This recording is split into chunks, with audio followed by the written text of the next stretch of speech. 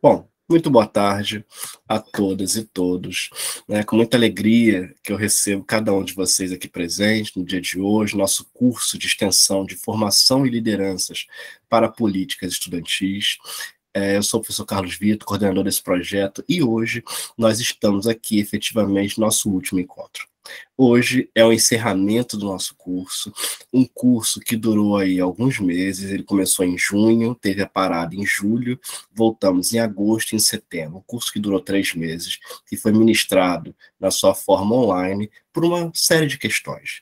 Quando nós propusemos esse curso, no começo do ano, entre final do ano passado e começo desse ano, a única modalidade possível de ministração seria o formato online por conta do contexto da pandemia. Ninguém sabia como estaríamos meses depois. Então, não pudemos efetivamente fazer um curso presencial. E aí, pensando nisso, nós decidimos alcançar diferentes públicos, e foi o nosso maior desafio ao longo desse curso aqui. O objetivo desse curso foi proporcionar, aos estudantes, tanto da educação básica quanto do ensino superior, ferramentas necessárias para criar agremiações estudantis. Na educação básica, os grêmios estudantis, e no ensino superior, os centros e diretórios acadêmicos. E aí, tentando oferecer esse curso para alunos aí da Universidade Federal Fluminense e alunos vinculados a todas as outras instituições de ensino que tivessem disposição para cursá-lo. E aí nós tivemos alunos de todo o Brasil, das mais diversas regiões, alunos das mais diversas idades, tanto que um dos nossos maiores desafios aqui é criar um linguajar que alcance tanto alunos que têm 11 anos de idade, como são os mais novos que estão aqui presentes, dos anos finais dos finais do primeiro segmento do ensino fundamental, e alunos do ensino superior. Então, para tentar oferecer um conteúdo um pouco mais dinâmico, um pouco mais próximo da realidade de todos, nós dividimos esse curso basicamente em 3 módulos, em 3 grandes ciclos. Um ciclo de formação em política, onde nós tivemos aqui a oportunidade de conhecer e discutir o que é política, quais são as ideologias políticas vigentes atualmente na nossa sociedade. Discutimos um pouco sobre o que é uma organização política, o que é um movimento estudantil, como podemos nos utilizar das ferramentas oferecidas pelo marketing para alcançar o nosso público, que muitas pessoas fazem campanha, planejamento aí, político, como utilizar as redes sociais para poder facilitar isso, alcançar mais pessoas, democratizar ainda mais essa discussão da coisa pública. Posteriormente, após esse ciclo, nós tivemos uma discussão sobre uma formação em justiça e em poder judiciário, onde nós demos aos alunos um pouco de noção sobre uma legislação mínima a ser observada para a criação de agremiações estudantis. Então, os alunos aqui presentes nesse curso já sabem que legislação eles precisam consultar para criar uma agremiação estudantil. Discutimos algumas questões aqui de bastante relevância que ocorrem dentro das escolas, e oferecemos também uma parcela, noções de conhecimento voltado para o direito civil, onde discutir um pouco personalidade, imagem, então como esses conhecimentos são importantes para a gente fazer política estudantil. E discutimos um pouquinho de direito constitucional, um pouquinho de direito penal também, sobre um ato infracional, como agir, o que fazer, para onde vai uma criança, adolescente que comece um ato infracional desse, o que pode acontecer, como a organização do movimento estudantil pode contribuir ao combate a diversas atrocidades que ocorrem nas escolas, nas instituições de ensino do Brasil. E fomos para o nosso último ciclo, que hoje nós temos o prazer de receber o professor Jorge Luiz Rodrigues dos Santos, um amigo aí de luta do NEAB, daqui da UF, não só da UF, mas da cidade universitária de Macaé, onde eu tive o prazer de conhecer.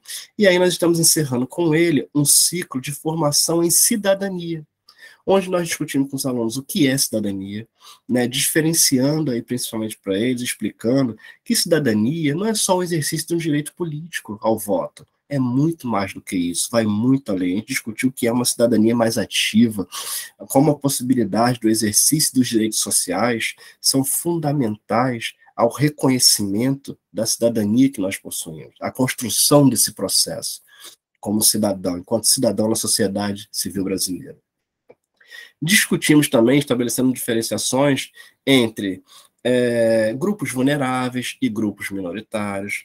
Fizemos aqui uma discussão sobre moradores de favela, né? Então, como a política estudantil pode alcançar esse público específico, como pode trazê-lo para dentro das instituições, né? Como pode incluí-los nesse processo de discussão da coisa pública. Então, esse é um trabalho assim, super relevante. Já te dou a palavra, viu, Aline? E aí, posteriormente, tivemos aqui uma discussão sobre a população LGBTQIA+, mais uma vez, sempre voltado para a política estudantil, como a política estudantil pode e deve enfrentar essa temática, como deve lidar com isso, como ela pode se organizar politicamente para lutar pela implementação, garantia e defesa desses direitos. E hoje temos o prazer de receber aqui o professor Jorge Luiz, que, além de ser um amigo aí de luta do NEAB, ele é doutor em Memória Social pela Unirio, mestre em Educação também pela Unirio, especialista em temas na área de educação, diversidade, diferença, direitos humanos também.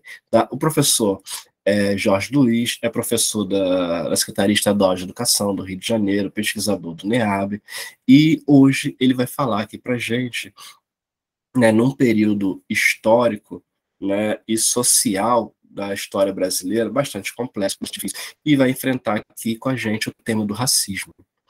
Né? Então, assim, como o movimento político estudantil pode se organizar para poder combater também esse tema. Né? Um tema bastante relevante que está aí, né, sendo discutido muito recentemente sobre as mais diversas óticas. A semana retrasada, salvo engano, nós tivemos uma discussão aí dos 10 anos das leis das cotas raciais. Eu tive a oportunidade de participar de um evento que discutia a implementação das cotas raciais nos concursos públicos para professores, né? E quantas atrocidades ocorrem, né? Como as instituições se engessam estruturalmente para diminuir cada vez mais a implementação desses direitos. Então, dado todo esse contexto, a gente precisa, né, da contribuição de diversos atores no combate ao racismo, né? Uma cooperação aí que abrange os mais diversos aspectos. E aí, é claro, né, a gente sabe que a organização política estudantil tem força, né, tem condições de se organizar para combater isso efetivamente.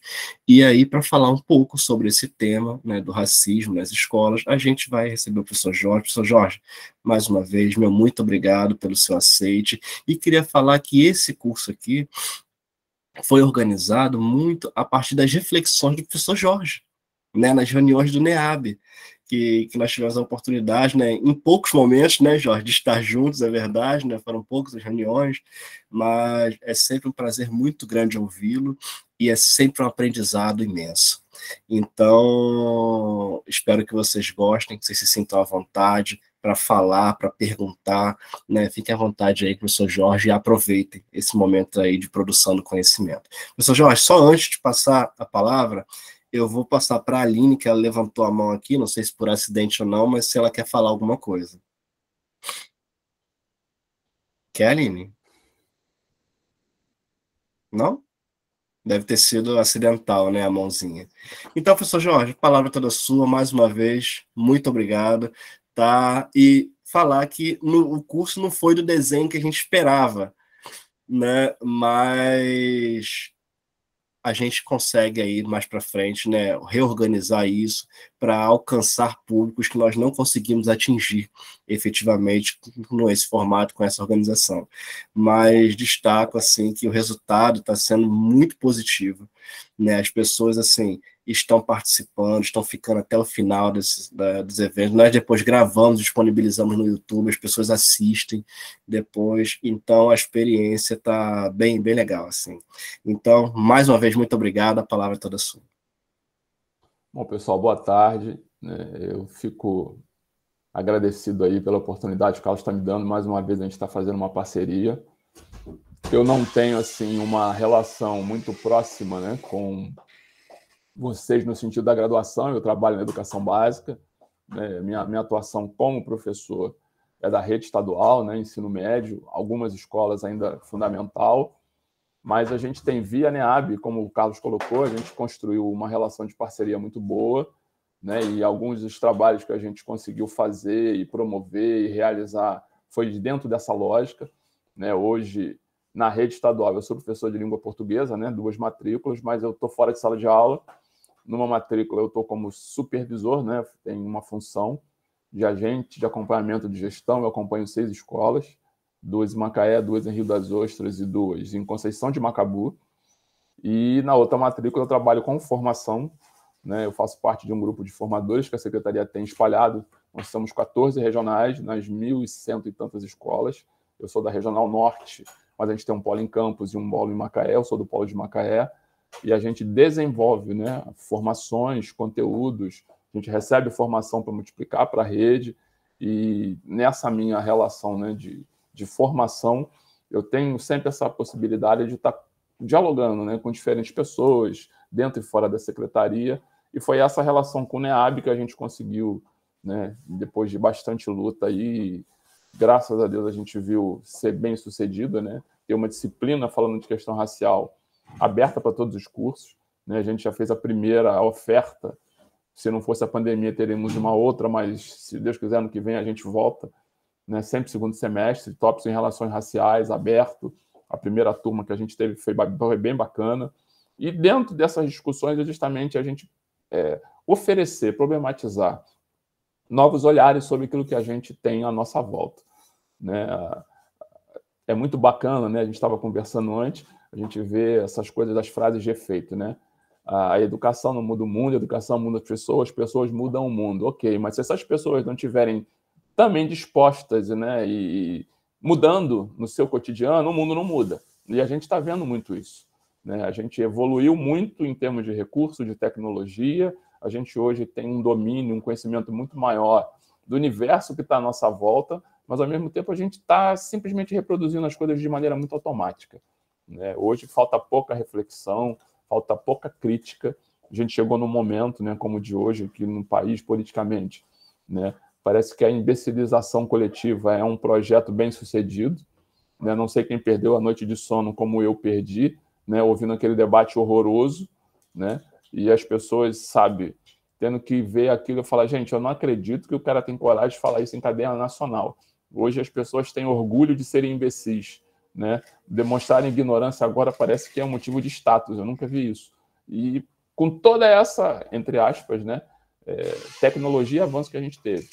E eu acredito muito na educação, mas eu acredito na educação que é feita na prática, né? Então eu sempre tenho essa relação com a extensão, as escolas que eu acompanho sempre têm interesse de trazer atividade de extensão, levar a universidade para dentro da escola, trazer a escola para dentro da universidade, promover esse diálogo, essa troca, né, entre teoria e prática, né, fazer que quem está saindo, fazendo o TCC, não faz só a revisão bibliográfica, né, não faz só metodologia participativa, mas principalmente tem uma metodologia ativa, transformativa, que é o que pouco se faz, né? É bacana ter lá certificado de conclusão de curso, TCC na biblioteca, quando você pega aquilo e fala assim, cara, não é possível, isso aqui, lá na prática, como é que é? E aí, quando você vai para a prática, você vê que não é aquilo, e que poderia ser muito melhor do que aquilo, mas a gente, às vezes, não tem coragem de chegar nesse ponto. Por quê? Porque o campo, o território, a realidade, né, ela é muito diversa. E quando você fala, né, e esse curso de vocês tem essa perspectiva, né, de formar lideranças, o grande problema hoje é que a gente tem uma visão errada de liderança, né? As lideranças, infelizmente, elas não estão se vendo de uma maneira que deveria ser. Ontem, por exemplo, né, a gente teve lá uma das decepções do debate, né? Um candidato que se diz de um partido novo, que tem várias ações, iniciativas bacanas, né? Como ele mesmo citou, né? Que eles têm lá um projeto com a CLP, E é um projeto muito bom de formação de lideranças, né, de formação de lideranças públicas. É um projeto que oferece oportunidades para muitos gestores. Vários colegas meus, inclusive, estão fazendo formações pela CLP. Não desmerece o trabalho que é feito, não desmerece a qualidade do que eles propõem, mas quando eu olho uma liderança como aquela, com aquele discurso, aquela postura, eu olho o que ele se propõe a oferecer e vender, aí eu fui no meu privado da colega e falei, cara, se vocês estão hoje se sentindo envergonhados, eu estou me sentindo com pena de vocês, porque tudo que ele está falando parece que desconstrói tudo que vocês estão fazendo. E ela falou assim, você não tem noção de como eu estou triste aqui, né? Parece assim, um arrependimento de fazer parte disso, porque o cara está utilizando uma boa iniciativa para um objetivo errado, né? Uma liderança que verdadeiramente não é um exemplo positivo de liderança. Então, ser líder ou estar na liderança necessariamente não quer dizer que você está fazendo uma coisa boa, a coisa certa, né? As lideranças de milícia, de tráfico aí, de diferentes áreas do crime, por exemplo, são exemplos que vocês vivem todo dia, né? Desbaratar a liderança é o único jeito de você conseguir ter o controle. Mas, ao mesmo tempo, não ter uma liderança é também não permitir que haja uma evolução, né? Uma ampliação. Então, formar liderança é fundamental. Na minha prática, principalmente como agente, né, de acompanhamento das escolas, a gente tem fomentado muito, né? E um dos pontos de planejamento de ações que a gente tem é estabelecer a gestão democrática. Mas em que nível? Gestão democrática e participativa para os gestores.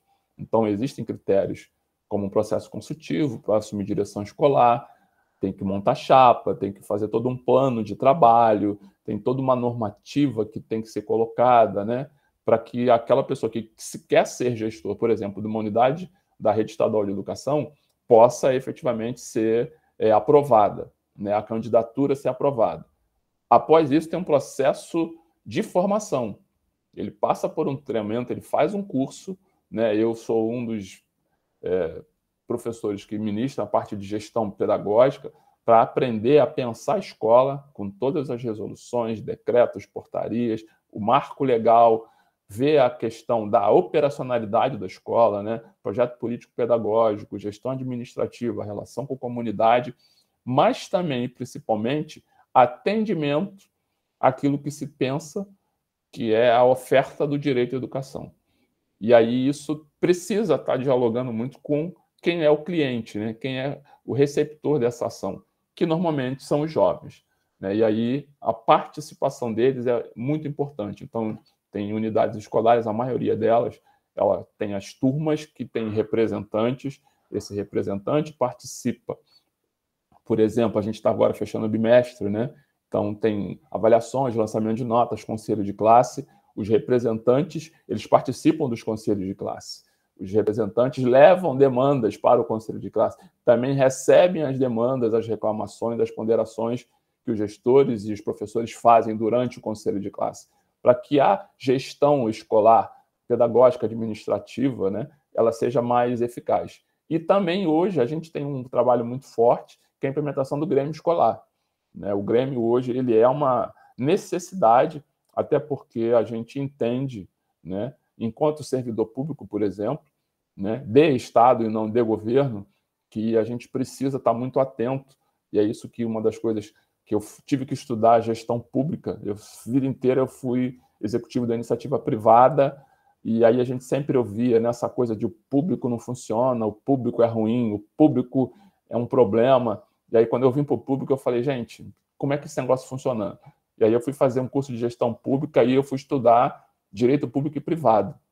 E aí, lá na aula de direito público e privado, e eu que não tenho nada a ver com direito, eu aprendi a chave, né, de você entender o que é estar na esfera pública, né? E aí diz lá que no direito público você só pode fazer aquilo que uma lei determina. Já no direito privado, você pode fazer tudo que uma lei não proíbe.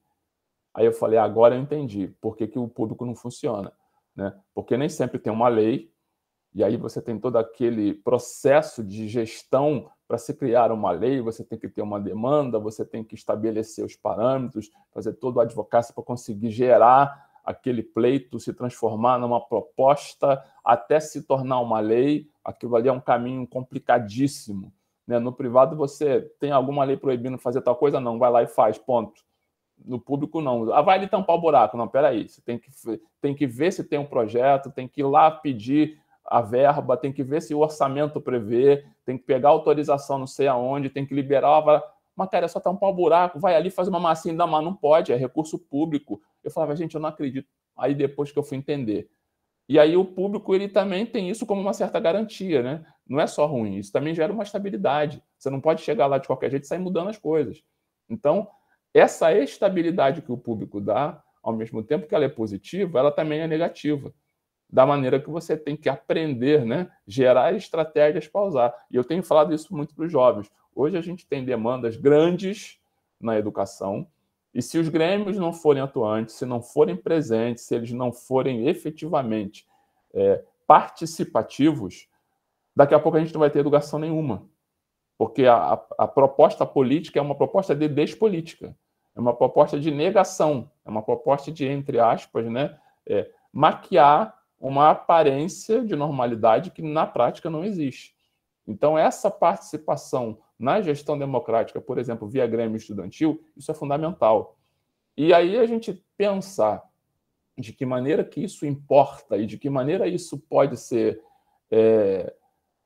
trabalhado, desenvolvido, isso é um desafio, né? Porque a gente vai falar na apresentação, né? Eu não fiz muitos slides, né? Eu propus aí alguns videozinhos que eu mandei para o Carlos, não sei se a gente consegue passar, mas também vai ficar registrado, vocês podem ver depois com calma e ponderar.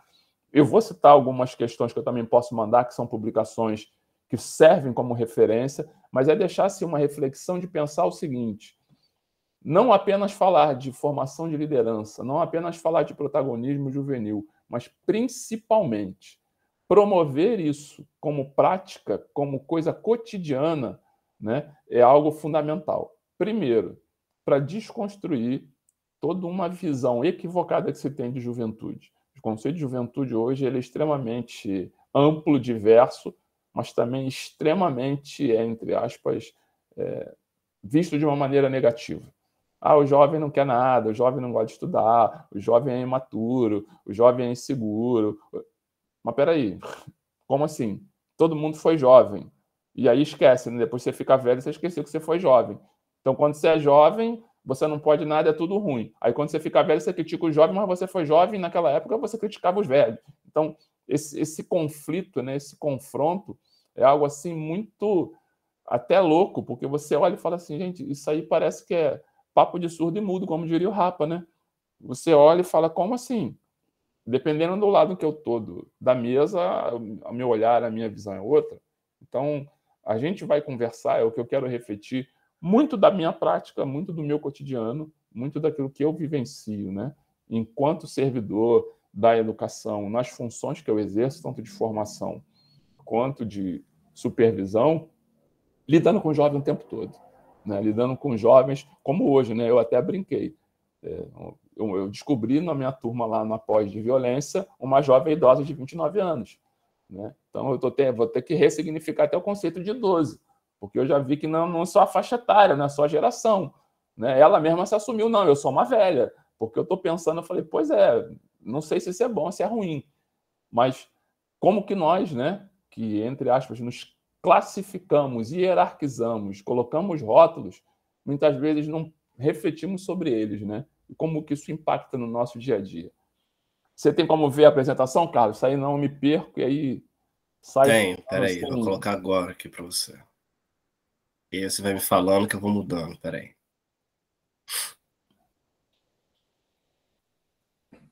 Se você quiser, você também pode colocar, viu, Jorge? Mas você escolhe. Não, se você colocar é melhor para mim, porque eu É tô na melhor? escola, Tá. e a minha internet aqui é algo assim Não, beleza. Então, peraí, eu vou inseguro. compartilhar a tela.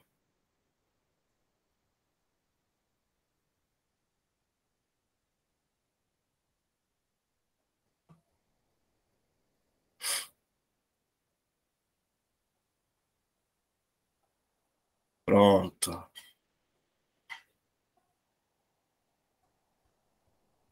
Pode falar que eu vou mudando aqui. Então, pelo que eu estou olhando aqui, Você está vendo a apresentação? Sim, estou vendo. Tá tranquilo. Então tá.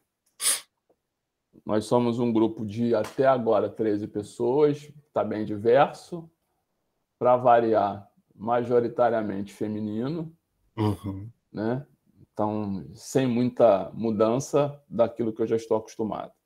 Então, como eu falei, eu sou Jorge, a minha formação é em língua portuguesa, português e literatura. Eu trabalhei durante 25 anos na área de varejo, então fui executivo de grandes redes durante muito tempo na parte executiva, executivo privado, até 2005, né, quando eu tive que migrar para uma outra área, que foi essa área da educação, por conta de eu ter sofrido um acidente grave. Fiquei hospitalizado durante 2 anos e tive que recomeçar do zero, né? Comecei efetivamente, né, essa mudança em 2001, porque eu vim para Macaé trabalhar num antigo supermercado, né? Provavelmente vocês eram crianças, adolescentes, quem for macaense lembra do antigo Costa Mil, que depois virou Econômico, que agora é supermarket. Então eu vim para cá trabalhar no Costa Mil, porque em 2001 eu era executivo de uma grande rede multinacional no Rio, eu sofri um episódio de racismo e eu não pude ser promovido a diretor porque eu era negro. E aí eu tive que repensar se eu queria continuar lá ou não, não consegui, pedir demissão e acabei vindo para cá trabalhar como consultor durante um tempo, até que em 2005, já depois do acidente, eu tive que voltar a estudar, porque eu não podia mais trabalhar na área de comércio, e aí eu já tinha feito português e literatura, na antiga extinta Gama Filho, reclassificar, né, atualizar o diploma, aí vim na Fafima, que ainda funcionava, vim cursar as disciplinas e tal, e aí me disseram que eu ia ter que aprender a dar aula, eu tinha que ser professor. E aí eu tive que aprender a ser professor aos 40 anos de idade, praticamente, né, começar do zero e só estudando. Então, quando o pessoal até brinca, né? Poxa, você bota essa lâmina com esse monte de coisa, porque é só para mostrar que o que eu faço hoje é fruto de muito investimento em aprendizado. Eu tive que aprender a ser professor, eu tive que aprender como dar aula, eu tive que aprender a fazer diário, eu tive que aprender a fazer plano de curso, plano de aula, né? E ainda estou aprendendo até hoje, né? E aí, cada lugar que eu entrava era um desafio, eu não conhecia. Como é que faz isso? Isso aqui você tem que fazer uma pós. Mas o que é uma pós? Não, uma pós é que você faz depois. Tá, mas por que faz depois? Não, porque antes você tem que fazer isso para poder... Ok.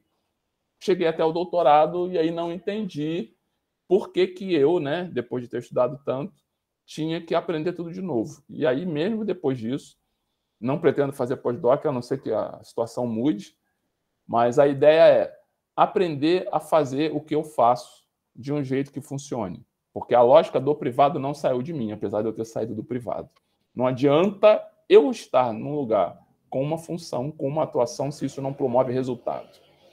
Hoje, né, eu estou na rede estadual, mas já passei em N projetos, como o Carlos, né? Está lá no CCR, já fiquei muito tempo na UAB, na Universidade Aberta pela UF, eu trabalhei com cursos da área de educação, do PENESB, da Faculdade de Educação, do LEM, da Faculdade de Matemática, como tutor, diversos cursos e atuações em várias áreas, para me construir o que eu sou hoje. Então, pode passar, Carlos. Hoje, eu faço parte, além da SEDUC, eu faço parte de um grupo de pesquisas, né, que é o Ondjango. Eu, o Alexandre, que é professor da FATEC, a Carolina, da Prefeitura de Niterói, que somos coordenadores, temos um grupo de estudos, né, um NEAB, né, que está certificado pela FATEC, que faz toda uma ação de promoção da discussão na temática racial. A gente tem esses outros colegas, né, que são de diferentes áreas, que também pesquisam na temática racial, né? O Júlio Amar, por exemplo, é da área de matemática, a Marise é professora indígena, né? A Cideise trabalha com a parte de administração e empreendedorismo, né? O Paulo Roberto é da área de história. Então, assim, cada um de nós tem uma formação de um campo, mas o foco é discutir questão racial. E aí a gente tem um espaço que o Alexandre conquistou a duras penas na Associação Brasileira de Pesquisadores Negros, né? Que é hoje, né? A gente tem um simpósio temático para discutir a educação na perspectiva da educação básica, ensino técnico e tecnológico, Carlos deve saber disso, a gente sabe que a academia é muito elitista, né? Então, a educação básica é campo de estudo, de produção de conhecimento para quem está na academia, mas não é considerado intelectual quem está na educação básica. Né? A gente tem mestres, a gente tem doutores, a gente tem especialistas, mas eles não são respeitados ou reconhecidos como tal. E aí a gente, depois de muita luta do Alexandre, principalmente, a gente conseguiu aprovar, na Associação Brasileira de Pesquisadores Negros, um simpósio temático.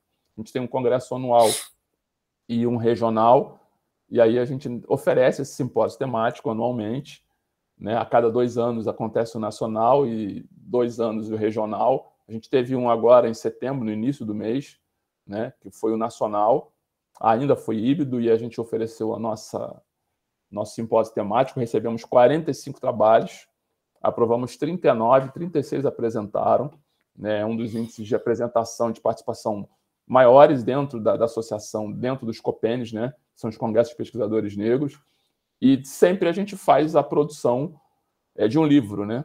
A gente, antes da pandemia, a gente fez um simpósio, a gente tem 15 trabalhos que viraram livro, que eu inclusive lancei semana passada aqui em Macaé, né?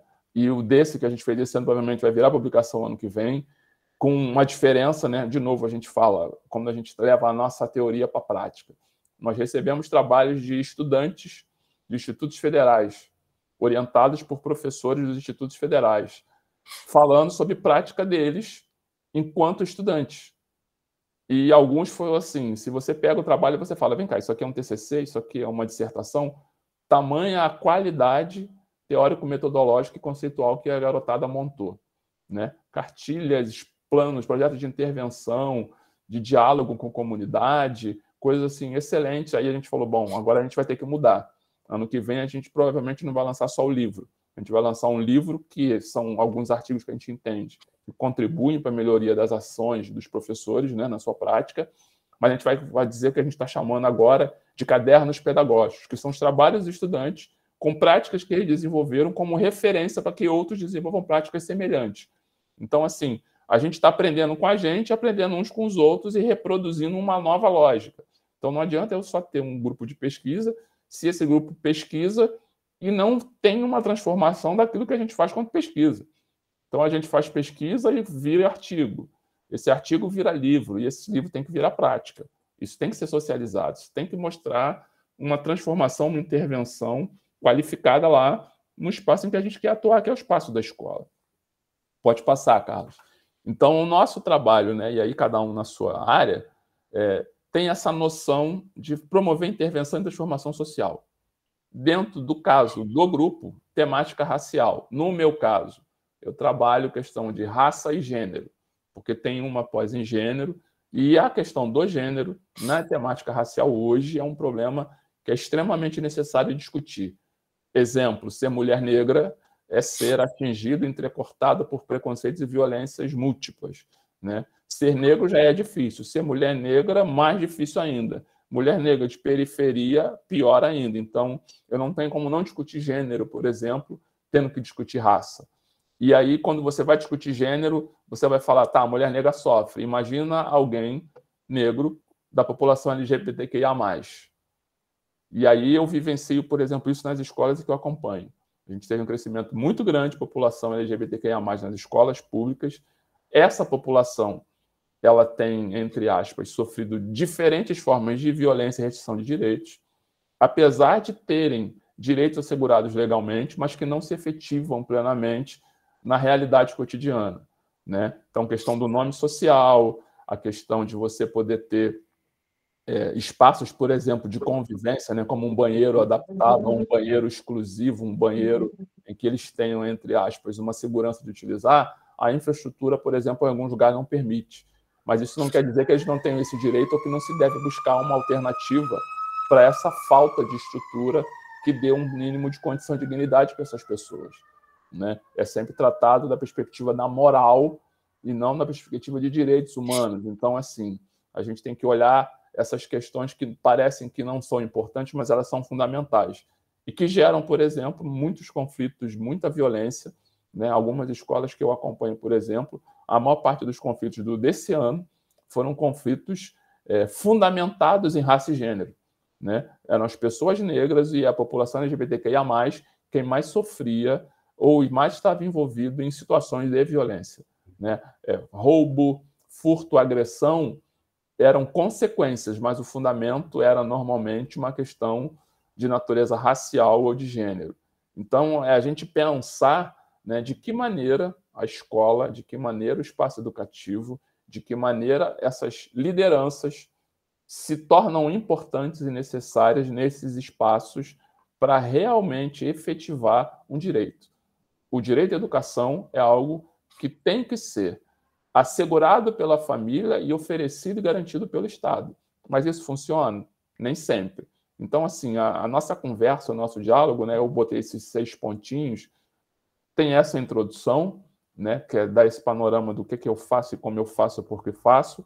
E aí eu vou falar um pouco sobre conceitos, né, de que maneira eles impactam a nossa realidade, pensar nessa questão da educação e dos direitos, né, falar um pouco dessa questão da participação e do protagonismo e pensar de que maneira isso pode ser, entre aspas, né, tornado uma realidade na nossa prática social. Pode passar, Carlos. Então, pensar conceito, né, tem definição, tem conceito. Eu gosto muito de trabalhar teoricamente. Vocês do direito trabalham isso direto, porque vocês trabalham com legislações, vocês trabalham com doutrinas, vocês trabalham com marcos legais, né? Pensar conceito é pensar aquilo que a gente tem como referência para a prática social. O conceito é aquilo que traz a realidade à materialidade. É uma concepção, uma caracterização, é uma ideia, uma formulação que faz com que as palavras, as imagens se transformem em prática social, em realidade. Só que essa forma de entender o mundo, ela não é imune, né, a diferentes tipos de atravessamento, né? O conceito é uma ideia, é um juízo, é uma opinião, que pode ser positivo ou pode ser negativo. E esse meio, né, essa forma como a gente, entre aspas, se dá nessa relação de interpretação e prática do conceito, ela vai se transformar em comportamento.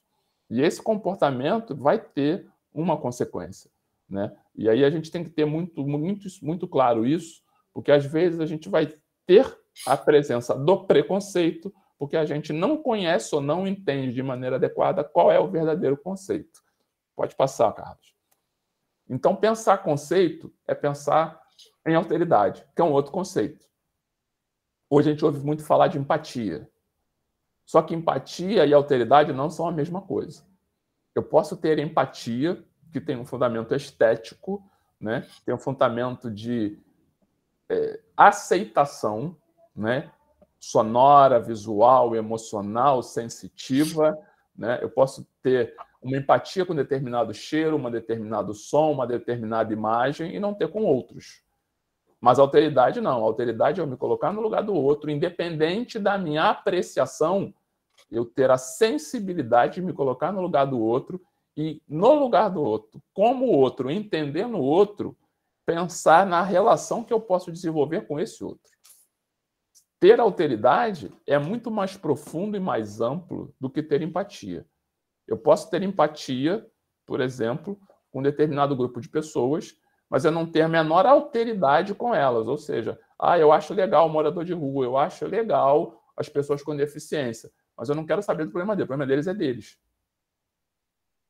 Eu não me coloco no lugar, eu não sinto como, eu não vejo da forma como eles veem. E aí isso faz toda a diferença.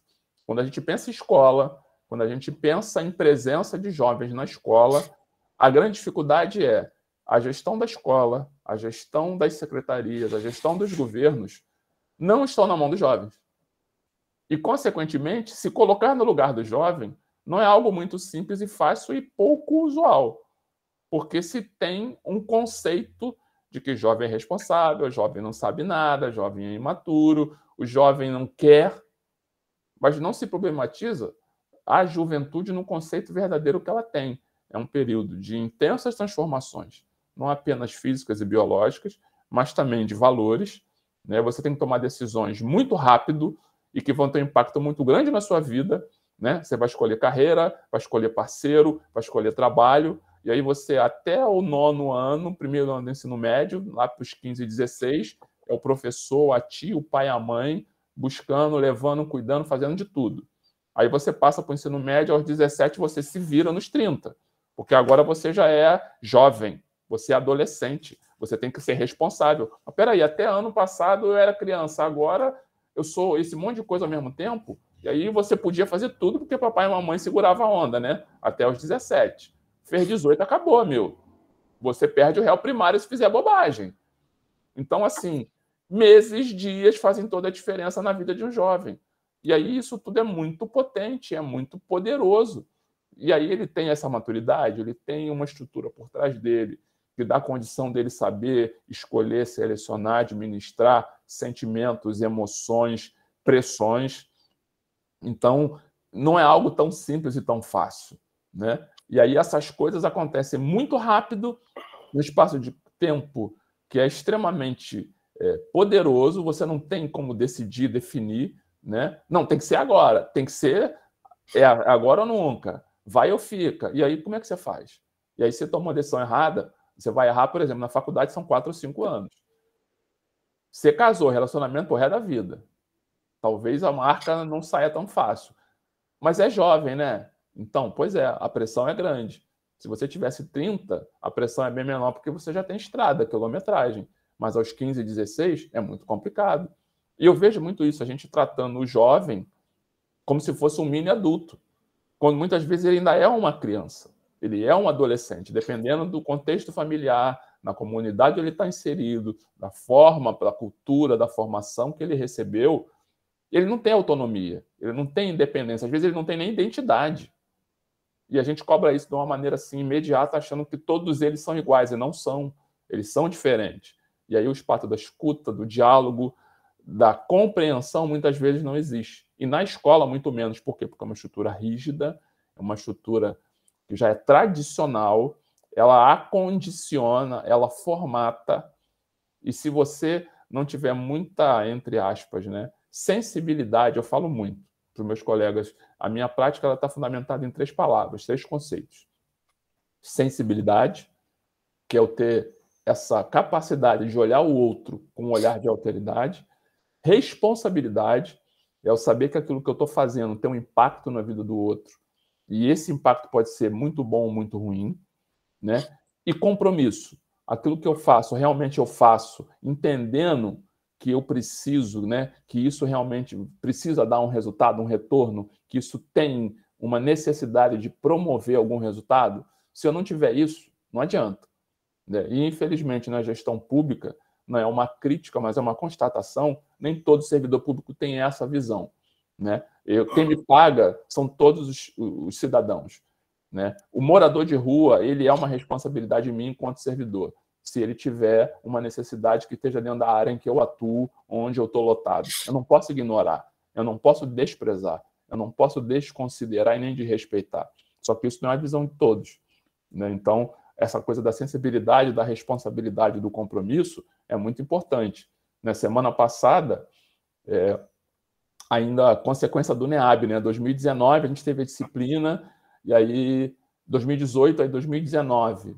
Como eu fui da disciplina, eu levei para uma das escolas que eu trabalhava, lá em Rio das Ostras, Colégio Jacinto, um projeto de extensão com o pessoal da nutrição, e aí durante 2 semestres, eles fizeram trabalhos na escola com os estudantes, e aí no segundo semestre, né, a gente fez um evento grande aí na cidade universitária, e eles, inclusive, né, puderam vir por conta desse evento que a gente fez via NEAB, e aí eu estava dando aula para uma turma de 2º ano de filosofia, eram 36 alunos. E nos diálogos que a gente tinha a cada 15 dias, durante os 2 semestres, aqueles jovens, alguns falaram assim, eu não quero fazer faculdade, eu não vejo necessidade de faculdade, eu não vejo que isso aí seja para mim. Eu quero terminar o ensino médio, pegar o diploma, arrumar um emprego para ganhar dinheiro e pagar boleto. Falei, ok, isso é lícito, isso é digno, isso é necessário, é importante. Mas será que a vida é só isso? E aí muitos vinham para o shopping e não sabiam que aquele monte de prédio em frente ao shopping era a cidade universitária. Eles vinham ao shopping, eles vinham ao cinema, eles iam lá na parte de alimentação e nunca tinham entrado na cidade universitária. E aí, na Semana de Ciência e Tecnologia, que a gente teve o evento do NEAB, eu consegui com o diretor que ele trouxesse os jovens com ônibus alugado, a gente conseguiu conversar, e aí eu trouxe eles para a cidade universitária para eles se verem num espaço em que eles diziam que eles não tinham essa necessidade ou interesse de ficar. E eles vieram e passaram o dia inteiro aí dentro, né? A professora Vanessa, da nutrição, era uma das nossas parceiras, né? Nesse dia a gente estava com eles rodando, e aí eles entraram numa sala para mostrar como é que eram os prédios, lá no bloco B, e eles falaram assim: professora, faz de conta que a gente é seu aluno, dá uma aula para nós aí. E ela sentou e ficaram ali dentro da sala como se estivesse simulando uma aula e tal. Resumo, daquele grupo de 36, eu já tenho 9 dentro de instituições de ensino superior. Não apenas universidades, como a UF e o UFRJ, mas também tem alunos no IF. E aí, semana passada, eu estava aqui no Solar dos Melo, fazendo o lançamento do meu livro, e um dos alunos daquela turma passou para o IF como professor, para ser professor de História. E levou a turma dele de História para o lançamento do livro no Solar. Eu cheguei lá e falei: caramba, o que você está fazendo aqui, cara? Eu falei: professor, eu estou aqui porque você me ensinou que eu podia chegar. Eu nunca pensei em fazer faculdade. Mas depois que eu vim e eu olhei, eu falei: cara, de repente, vai que eu passo, né? E a gente falou de cotas, a gente falou de vestibular CDR, a gente falou de Enem, a gente deu orientação, a gente preparou. Tudo bem, eram 36, entraram 9. Mas aquele ele levou para aquela palestra a turma dele toda de História, o professor dele de História foi e falou: professor, você foi o professor mais foda que eu tive na vida. Você me deu uma chance. Eu falei: não, cara, eu fiz a minha obrigação. Porque como servidor, eu tenho que promover isso. Eu tenho que garantir que você tenha isso. E minimamente é o que você precisa. E eu consegui. Acabou a luz aqui em Macaé, ó, que maravilha. Vamos ver se a bateria e a internet seguram. Então, quando eu penso em me colocar no lugar do outro, eu não tive isso quando eu fui estudante do ensino médio. Meus professores só eram aqueles professores que davam conteúdo e faziam a gente pensar, fazer, entre aspas, né, o básico. E eu falava para ele: não, vocês têm que pensar para além da realidade, vocês têm que olhar o mundo com outros olhos. Então, a alteridade não é só uma frase ou um conceito. Ela também pode ser uma prática, dependendo da forma como a gente avança. Pode passar, Carlos.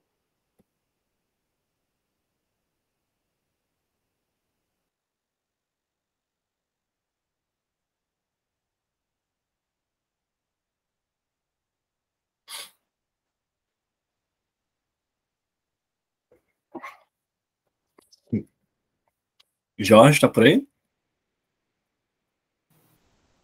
Acho que travou a internet dele. É, deixa eu.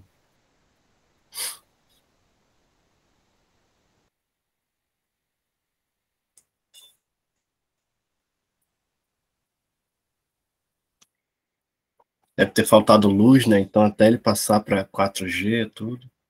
Olha, entrou aí.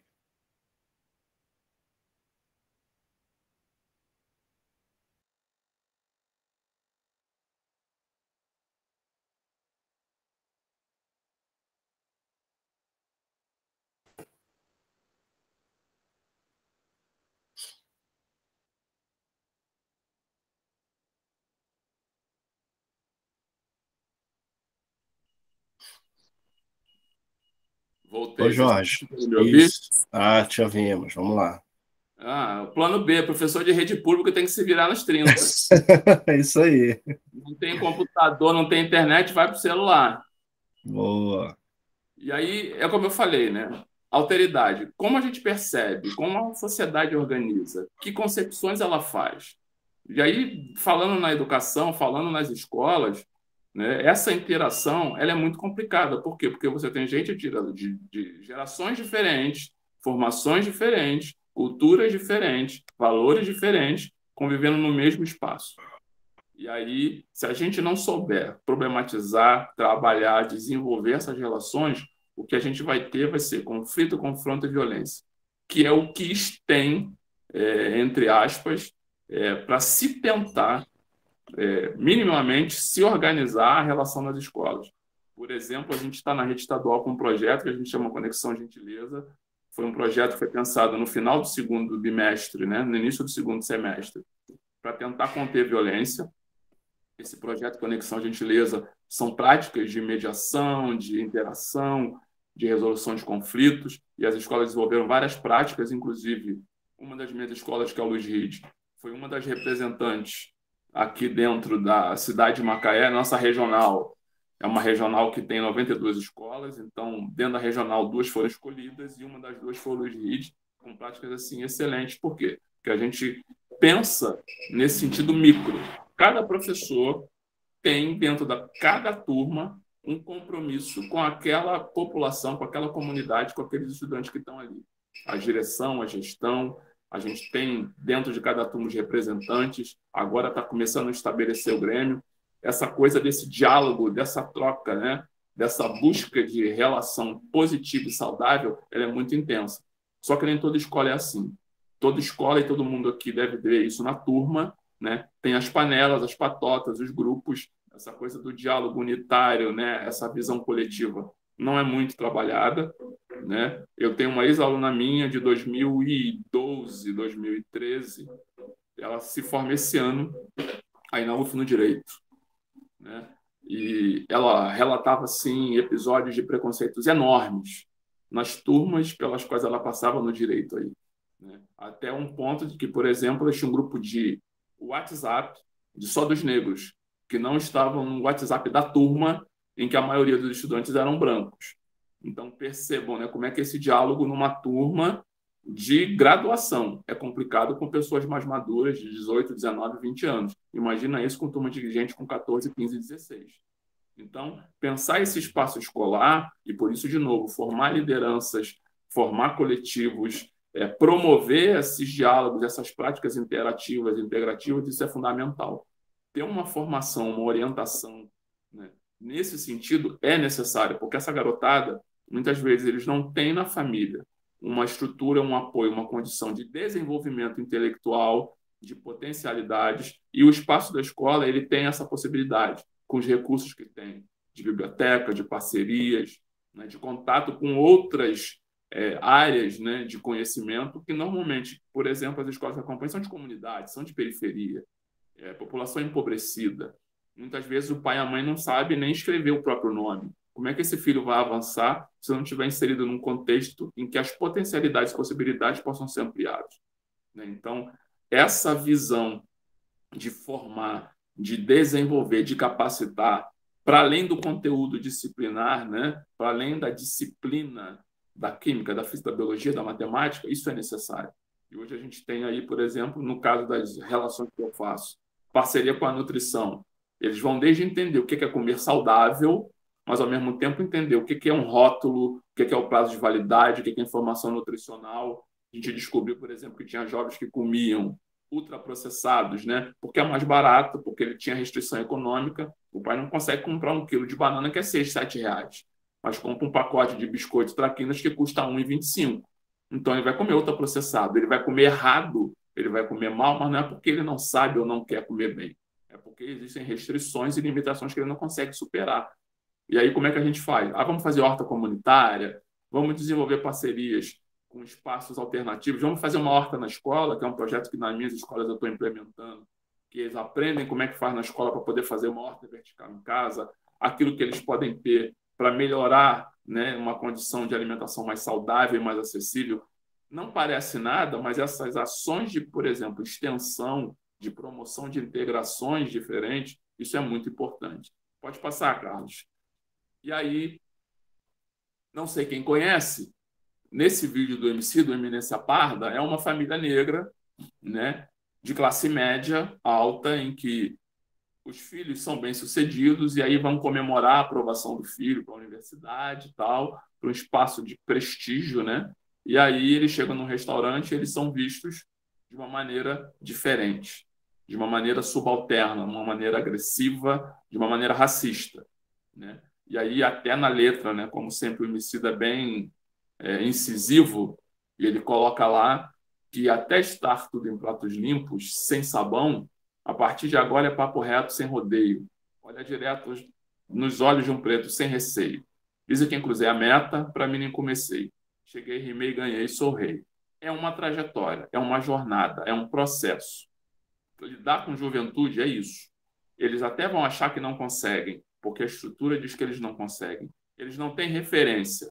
Então, se você não chegar e dizer assim, ok, não tem, mas você quer ser uma, se você quiser, eu te ajudo. De que maneira você pode ou de que maneira que você quer. Se você não chega e não motiva, não estimula e não apoia, eles também não vão. Mas quando eles chegam, amigo, ninguém segura. É potencialidade, é possibilidade. Mas precisa a gente ter esse olhar, de novo. É um direito que o jovem tem de estar na escola. É um direito de ter uma educação inclusiva, ampla. Ok, mas isso está lá no papel, na prática. Como é que faz isso? Se você não tem ações verdadeiramente práticas que colocam essa teoria em ação, isso não rola. Pode passar, Carlos. E aí é pensar que práticas são essas, né? Desde o conteúdo que o professor coloca lá, desde o conteúdo que está no livro, e também a intencionalidade daquilo que se propõe ensinar, né? Então, a gente tem o PPP, Projeto Político Pedagógico, que é o documento de identidade da escola. Se no PPP não diz que você tem que fazer, como política pública você não precisa fazer. E o professor não precisa fazer. Então, se eu não quero tratar, por exemplo, de questão racial, nada me obriga. Mas se eu quiser tratar só como, entre aspas, modo eventual, folclórico, né? Eu também posso, mas aí não. Se o PP diz que tem que cumprir a Lei 11.645, a Lei 10.639, tratar cultura indígena e cultura africana dentro dos parâmetros curriculares, seguindo as orientações para a discussão, que aí tem referências legais e pedagógicas, então não é improviso. Você tem que respeitar. Então, a legislação ela é muito criteriosa, ela é detalhista. Mas se não tiver lá, ninguém precisa fazer, porque a lei no público é o que manda. Então, tem uma lei que manda? Tem, então você faz. Mas se não tiver, não tem que fazer. Está no PPP? Não, então não precisa fazer. Porque lá no documento legal não diz que tem que ter, então eu faço se eu quiser. Aí agora a discussão religiosa. Lá, inclusive, né, na Base Nacional Comum e no novo ensino médio, o Estado do Rio de Janeiro, por exemplo, tem uma disciplina de educação religiosa. Ah, ok, vai ter educação religiosa, mas de qual religião? Então, se você não bota lá no PPP que é educação religiosa, na perspectiva dos direitos humanos, não doutrinária, não proselitista, o cara vai falar da religião cristã. Será que a religião indígena vai ser tratada? Para quem é ateu, é obrigado a participar das aulas? Quem é agnóstico? Então, assim, se você não coloca lá no documento, se você não tem legalmente instituído o parâmetro, você não tem como exigir que a ação seja feita. Essa coisa de que no Brasil a lei não pega, não é que a lei não pega, as pessoas desconhecem a lei, ou ela não é suficientemente desenvolvida e trabalhada para que funcione. Então, falar de raça, falar de gênero, falar de questão religiosa é necessário, mas ela tem que estar nas emendas, nos programas, nos currículos, nos PPPs, porque senão isso não vai rolar. Porque no público só vai se tiver a lei descrevendo, determinando, detalhando o que tem que ser feito. E normalmente isso não é o que se vê, né, no cotidiano que a gente tem aí pelas instituições escolares. Falar de preconceito, pode passar, Carlos. É pensar que o conceito inadequado é um preconceito e o preconceito se torna uma opinião ou um sentimento que é desfavorável, que vai gerar um comportamento normalmente agressivo, violento ou de que vai promover uma desigualdade. Quando a gente não trabalha o conceito, não trata o conceito, não desenvolve bem o conceito, a gente dá espaço para que se tenha a, entre aspas, promoção do preconceito. Pode passar? E aí, esse preconceito vai gerar o quê? Um desconhecimento, porque aquilo que você não entende, você não vai querer saber mais a fundo, você não vai ampliar o seu olhar. E aí tem o conceito de epistemicídio, que é tudo aquilo que você não quer que o outro saiba a seu respeito, né? Episteme, a filosofia do conhecimento, aquilo que é válido, aquilo que é digno, aquilo que é valorizado, aquilo que é importante, aquilo que é considerado como científico, como conhecimento. Se você não tem essa, entre aspas, oferta de acesso, você vai ter o epistemicídio, né? Você tem o fim do conhecimento que te diz respeito. E o que é do negro, o que é do gay, o que é do não cristão, o que é, por exemplo, da mulher, é cercado de epistemicídios. É desvalorizado, não é reconhecido, é deslegitimado, e aí isso vai gerando toda uma cadeia de consequências e impactos que são muito negativos. Pode passar, Carlos. Na perspectiva racial, eu costumo dizer que a gente tem uma gramática do preconceito. Sou professor de língua portuguesa, eu trabalho principalmente no ensino médio, literatura, mas se vocês forem lembrar do tempo de vocês lá na escolinha, lá do primeiro segmento, todo mundo tinha aula, tinha que aprender a usar o dicionário. E lá, para usar o dicionário, o professor dava lá 5, 6, 10 palavras, você dá o significado. Quando a gente pensa do que é ser negro, quando a gente pensa o que é ser branco, quando a gente pensa o que é ser pardo, a gente acha que é só palavra, mas não é. Esse conceito cor-raça, ele foi construído socialmente. Raça, racismo, é uma construção teórico-social, né? É uma categoria que foi construída para promover desigualdade de uns e trazer privilégio para outros. Então, gerou hierarquias que foram construídas historicamente. Em 1910, o Brasil disse no Congresso Mundial das Raças que ia acabar com a população negra num espaço de 100 anos. E aí foi aquela coisa da teoria da mestiçagem, a ideologia do branqueamento, e aí essa coisa de transformar o brasileiro como resultado de um confronto, de um encontro amistoso, que, entre aspas, né, foi do branco violentamente agredindo, né, principalmente negros e indígenas. Então não é uma coisa saudável, não foi positiva e nem tampouco desejável. Foi por força de violência, de opressão. E aí, lá no Aurélio, 1932, auge do racismo científico, auge das teorias de pureza racial, de eugenismo e higienismo, né? Se a gente for entrar na história, a gente vai ver lá que nessa década de 30, muito do que foi construído, inclusive de política pública, como, por exemplo, né, direitos trabalhistas na época de Getúlio, essa coisa da imigração europeia para tentar fazer o branqueamento da população, isso é política pública, gente, isso é política de Estado. E lá na Constituição de 1934, tem um artigo que diz que era dever do Estado o estímulo da educação eugênica. A Constituição dizia que tinha que se ensinar nas escolas que os negros eram inferiores aos brancos, que os brancos eram mais capazes que os negros. Isso era política de Estado. Isso é artigo constitucional. E aí a gente pensa, né, a gente só teve essa mudança legal quando? 1988. Que diz a Constituição que todos são iguais perante a lei. Então, em 34, brancos são superiores aos negros. Só em 88 é que diz que todos são iguais. Mas o Estatuto da Igualdade Racial tem quanto tempo? Agora vai fazer 10 anos. Lei de cotas. Então, percebam como essa hierarquia, essa estrutura de desigualdade a partir de preconceitos é poderosa. E ela continua por quê? Porque ela se serve da linguagem, ela é sutil. Então, eu falo, por exemplo, branco, lá no dicionário Aurélio, diz que é o indivíduo da raça humana de pele clara, da cor da neve, da cor da cal, puro angelical. Branco. Todo mundo entendeu o que é branco? Beleza. Aí diz que pardo é o indivíduo da pele entre o branco e o preto, de um branco sujo e duvidoso. Mestiço mulato. Na minha certidão diz que eu sou pardo. Eu só descobri que eu sou negro numa aula da pós-graduação aos 42 anos. E lá o professor disse que negro é indivíduo da pele escura, da cor do carvão, sujo, encardido, violento e perigoso. Maldito, escravo. Isso é preto, no dicionário.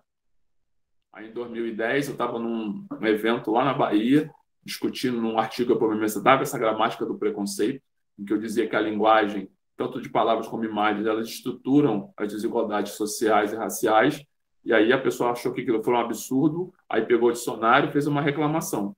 Resumindo, eles mudaram o maldito escravo para lúgubre funesto. Melhorou a dessa, né? Então, assim, a gente percebe muito claramente de que maneira essas questões elas acabam impactando, por exemplo, na autoestima dos jovens negros, das jovens negras, da população negra em geral, inclusive nos espaços de prestígio de poder. Eles não são considerados alguém que tem valores positivos, que tem uma dignidade positiva, afirmativa. Muito pelo contrário. E aí pode passar, Carlos. Foi feita essa pesquisa em 85 pela Folha de São Paulo, perguntando a cor das pessoas. E lá nessa pesquisa, eles falavam de quê? Não como IBGE, branco, preto, pardo, amarelo, indígena. Mas ele fala assim, qual a sua cor? E a pessoa escolhia a cor que quisia. Descobriram que o brasileiro se autodenomina na escala Pantone da diversidade humana em 136 cores. E qual foi o resumo da pesquisa? Todo mundo quer ser qualquer cor, menos preto. Cor de burro quando chove, marronzinho, cor de cuia. Se você olhar aí, tem de tudo. Porque o cara não quer ser preto, ele não quer ser negro. Então qualquer cor tá bom. Porque ele sabe que ser preto é estar na lista negra, é ver a coisa preta. E essas coisas que são sutis, mas poderosas. E, ao mesmo tempo, se você não desconstrói esse tipo de olhar, você não consegue dar uma certa possibilidade de mudança, de transformação. Pode passar, Carlos. Pensar em igualdade é uma ideia, mas o que a gente precisa buscar é a equidade, é o tratamento equânime, é o tratamento igualitário. Nenhum de nós é igual. A igualdade, ela não é uma realidade para nenhum de nós. Todos somos diferentes. E isso é uma vantagem. É bom não ser igual a ninguém, né? Eu posso ser negro, posso ser branco, posso ser gay, posso ser gordo, religioso, ateu, mas eu sou humano. Todos somos humanos. Então, se enquanto humanos nos respeitarmos de maneira, nas nossas diferenças, sermos valorizados, a gente consegue avançar, a gente consegue melhorar nas nossas práticas e aí até ir para além da empatia, desenvolver a alteridade. Pode passar, Carlos. E aí a gente chega em pensar na formação no sentido de que essa mudança ela começa na escola. E a partir de práticas, por exemplo, escolares, transformação de mentalidades, mudanças de valores, como a gente disse, né? Ressignificando padrões, doutrinas, paradigmas, é que a gente vai ter uma mudança social, né? É a violação de direitos, de respeito à dignidade, violência, tudo isso acontece muito por quê? Porque essa situação que a gente vive, que a gente convive, é uma situação de, por exemplo, uma oferta de educação inadequada, uma oferta de educação que não é saudável, que não é afirmativa, que não é positiva, né? E a gente pode mudar isso? Pode. De que maneira? Fazendo processos, projetos, intervenções a partir de formação de lideranças, principalmente de jovens e adolescentes, né? Existe, não está aí, mas eu posso mandar depois para o Carlos, ele socializa com vocês. Eu separei de maneira muito seletiva, né? 3 documentos. Um, que é um Boletim da Juventude 2030, né? da Unesco. E aí, lá nesse boletim, eles tratam, né, de iniciativas e intervenções. Então, tem programas como Embaixador da Juventude, tem parcerias que eles fazem com instituições públicas e privadas, mostrando de que maneira pode se fazer empoderamento da população jovem e fazer dessa juventude verdadeiramente uma potência. Tem a Política Nacional da Juventude, que começou em 2006, já foi revista, né? E lá, por exemplo, né, na página 5, lá diz assim: juventude é uma condição social parametrizada por uma faixa etária que no Brasil congrega cidadãos com idade compreendida entre 15 e 29 anos, que já não é mais isso. Hoje já se diz que existem jovens até 35 anos, porque se está levando em consideração, por exemplo, o tempo que eles levam para sair da casa dos pais e viver com autonomia, inclusive econômica. Então, percebam, né, como é que isso é ressignificado. E a Fundação Perseu Abramo, né, ela tem um livro que foi organizado, né, por 2 pesquisadores e fala sobre juventude no Brasil. E esse livro, por exemplo, eles mostram, né, quais são os desafios, quais são as demandas, que necessidade essa juventude tem. Só que isso a gente pode tratar, por exemplo, a partir de atividades de extensão, atividades educativas, né, conteúdos que são inseridos nas aulas, colocando a realidade dos jovens para dentro do conteúdo, a matemática dos indicadores, por exemplo, de desemprego, morte, né, a química e a física, no sentido de mostrar como que essas alterações físicas, biológicas, emocionais impactam no cotidiano, né, pensar nas linguagens, como a gente teve anteontem, eu tive numa das minhas escolas do Rio, oficina de hip hop e de grafite, né, como que esse corpo interage com estéticas e cultura, né? Então, assim, não é simplesmente o conteúdo disciplinar das categorias de conhecimento, mas os saberes, né? Então, saber é uma produção humana. Como que os jovens promovem cultura? Como que os jovens produzem cultura? Que tipo de cultura os jovens produzem? Que tipo de interesse e demandas eles têm? Então, são reflexões que se fazem necessárias a partir de quê? De desenvolvimento de políticas em que esse espaço seja respeitado, por exemplo, via grêmio escolar, representação de turma, mas também que se traga diálogos e parcerias com outros espaços e instâncias em que o jovem não tem acesso. Por exemplo, eu falei, os jovens iam para o shopping e não iam para a cidade universitária. Tem jovens que não conhecem o museu. Às vezes eles vão ao cinema, mas nunca foram ao teatro. Às vezes eles visitaram, entre aspas, né, um teatro, um museu, mas eu levei, por exemplo, uma das turmas minhas no CRIAD, para ver como é que vivem esses jovens em situação de conflito com a lei. E eles verem lá que, por exemplo, 14 jovens, 12 estavam lá por envolvimento com tráfico. Um por roubo e outro por violência, né? Então, assim, gente que tinha, entre aspas, inclusive, um nível de vida, nível de renda bom. Não é só gente de comunidade, não. Tinha 6 estudantes de classe média, 2 de pessoas de renda alta, mas criaram situações de conflito com a lei e estavam lá. Então, mesmo os que estão em outros caminhos, como é que eles são tratados? Que tipo de realidades eles vivem? Então, sair dessa bolha da família e da escola é também uma possibilidade que se tem de fazer uma formação de cidadão para além dessa coisa da cultura pedagógica e disciplinar. Então, assim, a proposta que se tem, e que esse curso traz, e que as discussões que vocês fizeram e desenvolveram até esse momento, são propostas que são bastante interessantes, mas aí eu volto para o início do princípio do começo. Elas precisam ir além dessa coisa do teórico conceitual. Elas precisam ir além dessa coisa da academia, né? Dessa coisa do entre aspas, né? Pedagógico. Ela tem que ir para o prático, tem que ser a vida real, né? E essas interações e parcerias e aproximações, elas são bem interessantes. E eu acho que tem uma potência bacana e que pode dar resultados bem interessantes. Basicamente, o que eu tinha para passar para vocês é isso, né? Espero não ter enfadado e nem complicado muito, né? E o que vocês precisarem, eu vou mandar esse material para o Carlos, ele tem meu contato, né? Se tiver qualquer tipo de dúvida, interesse, é só falar que a gente está aí disponível para conversar. Tá? Obrigado.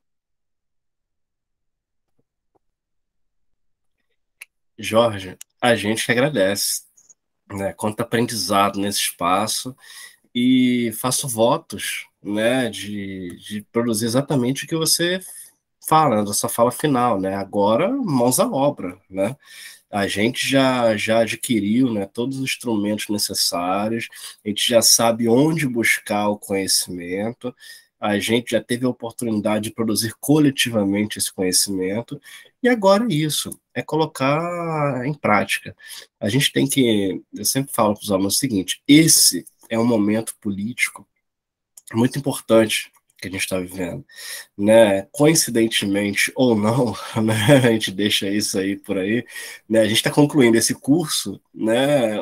Na sexta-feira antes da eleição, né? A gente está discutindo política, está discutindo mudança de perspectiva, a gente está discutindo possibilidade de criação de planos de ações, né, de envolvimento maior da população aí, principalmente do movimento estudantil na política brasileira, e eu acho que você tem total razão quando você diz que a gente precisa agora, né, colocar em prática. Então, é o momento de aplicação de todo esse conhecimento, de produzir ações, de criar coletivos, de estimular cada vez mais a manutenção deles, e, e construir, né, juntos, né, coletivamente, uma nova história, né, um novo país. Então, agradeço muito, né, pela sua contribuição, pelas suas palavras. Quero ver se alguém aqui tem alguma colocação, alguma dúvida, algo que queira falar.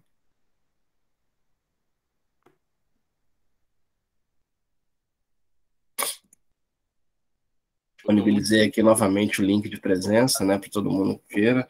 Mas, Jorge, aqui o pessoal assim, ainda está um pouco tímido, sabe? Essa altura do campeonato, né? A gente tem alunos aí mais novos, alunos, né, do ensino superior também, principalmente dos períodos iniciais. O que eu percebi que o nosso público aqui são muito assim dos períodos iniciais, que coincide com a predisposição, né, a participação maior, né, por conta da disponibilidade e interesse de coletivos, de movimentos, enfim, e alunos da educação básica. Então, a gente teve, né, que encarar algumas né, complicações por conta desse curso, por exemplo, o modelo, né, online, remoto, que a gente sabe que gera dificuldades de acesso a grande parcela da população por conta da internet, por conta do ambiente, né, de poder ter tranquilidade, fazer o curso. Muita gente não tem acesso mesmo, a gente tem essa dificuldade. A gente teve um problema, né, que a gente teve que lidar, que foi durante o curso, né, assim, a gente não poderia desenvolver atividades no período de recesso escolar. Então a gente teve que parar o curso por um mês para poder fazer, né? Interromper em julho, depois voltar em agosto. Então a gente teve um mês aí sem aula. E aí isso parece que o pessoal desanimou um pouco, né? Porque não teve o ritmo, quebrou um pouco o ritmo, não teve essa continuidade. E depois, no meio do ano, já estava todo mundo no presencial. E aí, qual foi o problema que a gente enfrentou dessa vez? É porque o curso é no horário de 5 às 6, para pegar o finalzinho do pessoal da tarde, que estuda tarde, antes do pessoal de entrar na noite, né? Com a volta do presencial, as pessoas não tiveram mais tempo, né, de parar e entrar no curso, simplesmente assim. Então, eu percebi que as pessoas começaram a assistir online, né, no vídeo do YouTube. Então, independente de tudo isso, e aí é uma coisa que eu quero destacar também, as pessoas mandam e-mail, interagem, né, assistem, mostram interesse, e mais do que isso, muitas pessoas estão interessadas na manutenção, né, desse curso, porque ele tem um potencial de alcançar, né, muitas pessoas, um potencial transformador, né, que é a nossa preocupação enquanto agente da educação.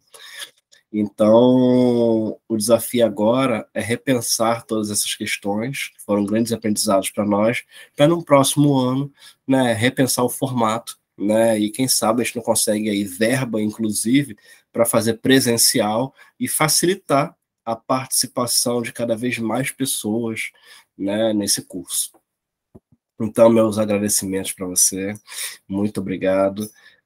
Eu não vou me alongar mais aqui, dado o horário, né, de todos aqui, mas gostaria de agradecer a presença de todos que aqui estão, né, todos que vão nos assistir posteriormente. Foi um enorme prazer, né, produzir coletivamente esse conhecimento com todos vocês.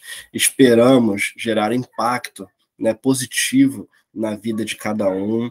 Estimulamos cada vez mais que vocês se juntem, se organizem com pessoas, que criem ações mais positivas, que questionem, que reflitam, né, e que se organizem efetivamente para produzir um espaço, né, que lhe proporcione uma zona de maior segurança e conforto para reivindicar e lutar pelos seus próprios direitos.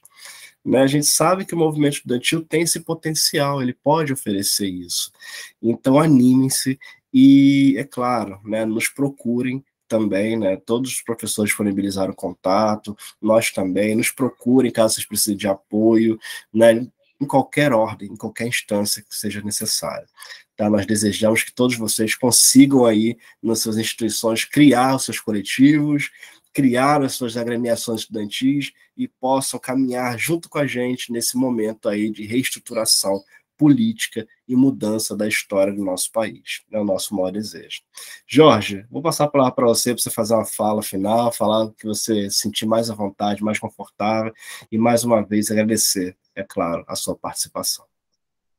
Eu que agradeço aí a cooperação e me coloco à disposição. Você tem meu contato, quem precisar de alguma coisa, eu puder ajudar, é só falar e a gente se organiza, vai estar sempre junto aí, trabalhando para a mudança, tornando essa, entre aspas, né, toda essa produção acadêmica, conceitual e teórica em prática que façam a diferença. É o que a gente... Isso aí. É isso aí. Muito obrigado mais uma vez. Logo, logo vocês vão estar recebendo o material que o professor Jorge me enviou. Tá? Ele enviou esse material de apresentação, mais 3 vídeos aí para vocês assistirem e se inspirarem, né, Jorge? Para poder dar o primeiro passo aí, é claro, para a prática de ações. Tá bom? Pessoal, grande abraço. Muito obrigado, Jorge. Obrigado a todos. Foi um enorme prazer. E continue nos acompanhando aí, que a gente tem muita coisa boa para oferecer para vocês ainda aí, coletivamente, tá bom? Grande abraço, uma boa noite, bom fim de semana e não deixem de votar, né? Participem aí desse momento, né, de mudança da história do nosso país. Tá? Grande abraço a todos vocês. Até mais.